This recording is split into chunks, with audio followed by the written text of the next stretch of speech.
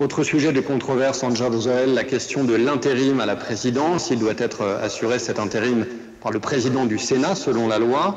Or, des témoignages très précis nous indiquent que vous avez forcé l'ex-président du Sénat, M. Erimenen Razafmeh, à renoncer à prendre le pouvoir par intérim. Le 8 septembre dernier, alors qu'il se rendait au palais présidentiel pour les formalités de passation, vous l'auriez contraint à signer une lettre de démission déjà rédigée. Que répondez-vous ?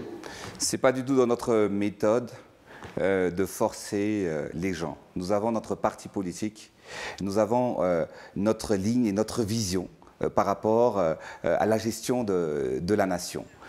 Nous, on a dit par rapport à cette organisation, c'était de son plein gré. Et d'ailleurs, le président du Sénat, il a fait une déclaration avec les sénateurs.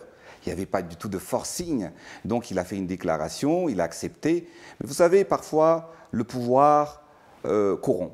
Le pouvoir change les gens. Et c'est pour cette raison que aujourd'hui, tout le monde voudrait être à ma place et voudrait diriger le pays. Et c'est toujours pour cette raison, vous savez, si je regarde en fait les politiciens à Madagascar, ce sont les politiciens qui sont en train de détruire le pays. La population mérite un avenir meilleur. Mais ce sont les politiciens qui cherchent que leur intérêt d'aujourd'hui, seulement aujourd'hui, mais ils n'ont pas une vision. Et ils ne regardent pas l'avenir. Il faut primer l'intérêt supérieur de la nation, mais il ne faut pas juste regarder les intérêts personnels d'aujourd'hui et le pouvoir qu'ils cherchent à tout prix. Et c'est pour cette raison qu'il y a des divisions au sein, et je l'accepte, au sein de notre parti aujourd'hui. Il y a une guerre fratricide de succession pendant cette période où je ne suis pas à la tête de l'État.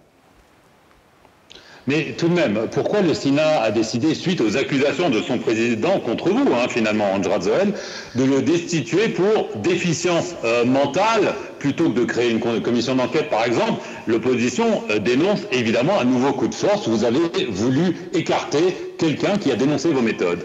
Non, vous savez, comme je le disais par rapport à la Constitution, quand l'ancien président sortant aussi, il était candidat, il y avait eu une organisation dans leur parti. Il y avait eu le président du Sénat était un grand juriste, mais ça a été remplacé par le secrétaire général du parti de l'ancien président, mais on n'a pas du tout posé un problème là-dessus. C'est une affaire interne de notre parti politique et les autres partis, ils n'ont pas du tout, aucunement, à interférer dans l'organisation de notre parti et de notre organisation.